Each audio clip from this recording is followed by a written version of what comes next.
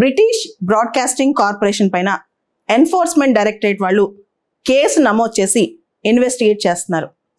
2 నెలల క్రితమే income tax department వాళ్ళు కూడా బీబీసీ మీద సర్వే జరిపారు. యాక్చువల్గా బీబీసీ చేసిన తప్పేంటి? ఎన్ఫోర్స్మెంట్ డైరెక్టరేట్ పరిధిలోకి కొన్ని చట్టాలు వస్తాయి. ఒకటి మనీ లాండరింగ్ యాక్ట్, రెండోది ఫారెన్ ఎక్స్చేంజ్ మేనేజ్మెంట్ యాక్ట్, మూడోది ఫ్యూజిటివ్ ఎకనామిక్ అఫెండర్స్ యాక్ట్, నాలుగోది వీళ్ళు ఎన్ఫోర్స్మెంట్ డైరెక్టరేట్ వాళ్ళు కాఫీ పోజా అనే చట్టం సంబంధించి కూడా కొన్ని అంశాలను పరిశీలిస్తుంటారు. కాఫీ పోజా అంటే conservation of foreign exchange and prevention of smuggling act. అయితే ఇప్పుడు ఫారెన్ ఎక్స్చేంజ్ మేనేజ్మెంట్ యాక్ట్ సంబంధించి ట్రాన్స్ఫర్ ప్రైజింగ్ ఎపిసోడ్ కానీ, ప్రాఫిట్స్లో దానికి సంబంధించిన అవకతవకలు కానీ, ట్రాన్సాక్షన్ అవకతవకలు కానీ బీబీసీ చేసినట్లు ఆరోపణలు వచ్చి దీనికి సంబంధించి ఎన్ఫోర్స్మెంట్ డైరెక్టరేట్ కూడా ఇన్వెస్టిగేషన్లోకి ఎంటర్ అయిపోయింది అనమాట. అయితే అసలు ఫారెన్ ఎక్స్చేంజ్ మేనేజ్మెంట్ యాక్ట్ ఏంటి? ఇంతకుముందున్న ఫెరా చట్టానికి ఇప్పుడున్న ఫెమా చట్టానికి తేడా ఏంటి? భారతదేశంలో ఇంతకుముందు మనకు క్లోజ్డ్ ఎకానమీ ఉండేది. అప్పట్లో 1973 చట్టం FERA foreign exchange regulation act అని ఒక చట్టం ఉండేది. ఆ చట్ట ప్రకారం చట్టాలు అంటే శిక్షలు చాలా కఠినంగా ఉండేవి.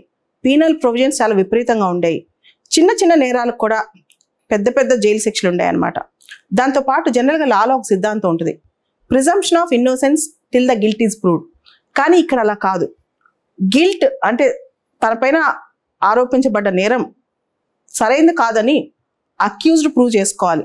మామూలుగా నేరం చేశాడని చెప్పి ఎవరు ప్రూవ్ చేయాలి? ప్రాసిక్యూషన్. కానీ ఇక్కడ ఈ కేసులో అలా కాదు, ఇన్నోసెన్స్ని అక్యూజ్డే ప్రూవ్ చేసుకోవాలన్నమాట. అంత కఠినమైన చట్టం. అండ్ ఫెరా చట్టం కింద కొన్ని అంశాలు అయితే అంటే ఏదైతే ఎక్స్ప్రెస్గా ఫెరా చట్టంలో ఎలో లేదో మిగతావన్నీ పనిషబులే అనమాట, మిగతావన్నీ ప్రొహిబిటెడే. అంత కఠినంగా ఉంటుంది ఫెరా చట్టం.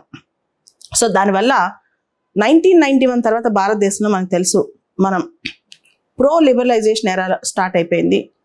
మనకు వచ్చే ఫారెన్ ఎక్స్చేంజెస్ కానీ వీటికి సంబంధించి ఎఫ్డిఐస్ కానీ వీటికి సంబంధించి చాలా ఇబ్బందులు అయిపోయాయి. కఠినమైన చట్టాలు ఉంటే ఫారెక్స్ రిజర్వ్స్లో కానీ వచ్చే అంశాలు కానీ ఎఫెక్ట్ పడతాం.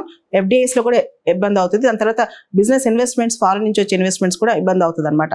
So foreign transactions, foreign trade ఇదంతా సులభతరం చేయడానికి ఫెరాని ఫెమాగా మార్చారనమాట, ఫారెన్ ఎక్స్చేంజ్ మేనేజ్మెంట్ యాక్ట్ 1999. అయితే ఫెరాలో అంతకుముందున్న కేసులు ఇంకా నడిపిస్తూనే ఉన్నారు.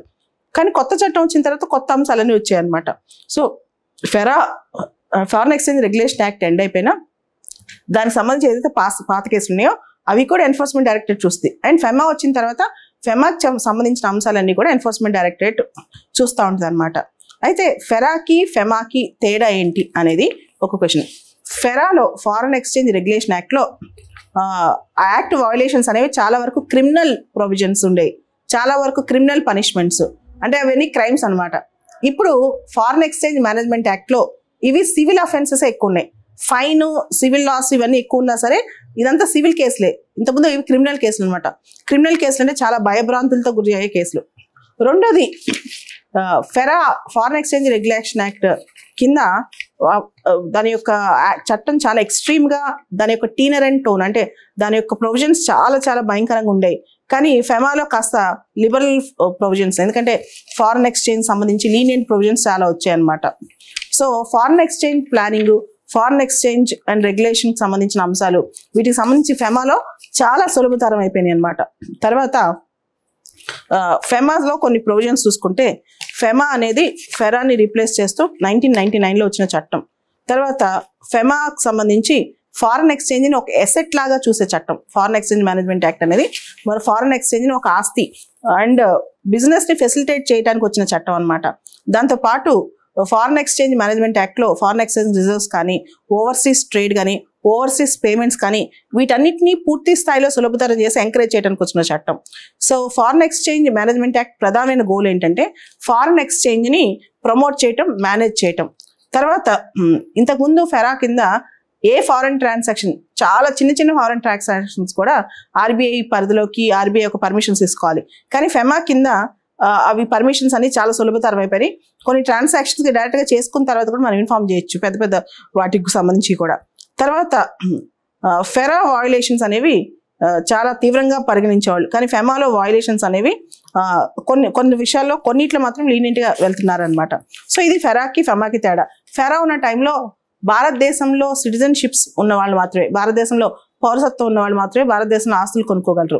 ఫెమా వచ్చిన తర్వాత భారతదేశంలో రెసిడెంట్స్ కూడా, అంటే భారతదేశంలో నివాసం ఏర్పరచుకున్న వాళ్ళు ఆస్తులు కొనుక్కోవచ్చు. అదేవిధంగా బీబీసీ లాంటి పెద్ద పెద్ద corporations inside India out side India పనిచేస్తున్నాయి కూడా దే కెన్ పర్చేజ్ ప్రాపర్టీస్ అనమాట.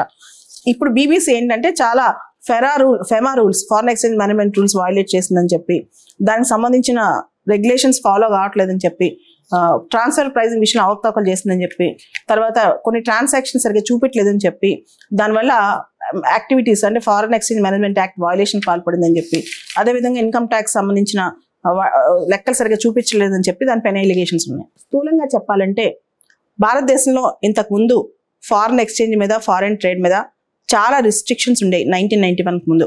దానికి అనుగుణంగా ఫెరా చట్టం ఉండేది, foreign exchange regulation act 1973. So foreign ట్రేడ్ని ఎంకరేజ్ చేస్తూనే రెగ్యులేషన్స్ కఠినంగా ఉంటాయి అనమాట.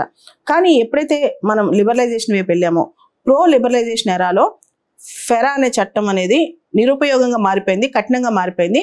సో మన ఫారెన్ ట్రేడ్కి అడ్డుపడుతుంది అనమాట, మన ఫారెక్స్ యూజర్స్ కానీ ఫారెన్ ట్రేడ్ని పెంపొందించడానికి కానీ. సో దాంతో ఫెమా చేసాం. ఫెమా చేసిన తర్వాత ఎకనమిక్ స్ట్రక్చర్లో రూపాంతరం వచ్చింది కాబట్టి ఫెమా కూడా కొత్త ఎకనమిక్ స్ట్రక్చర్కి అనుగుణంగా చేయబడ్డ చట్టం అనమాట.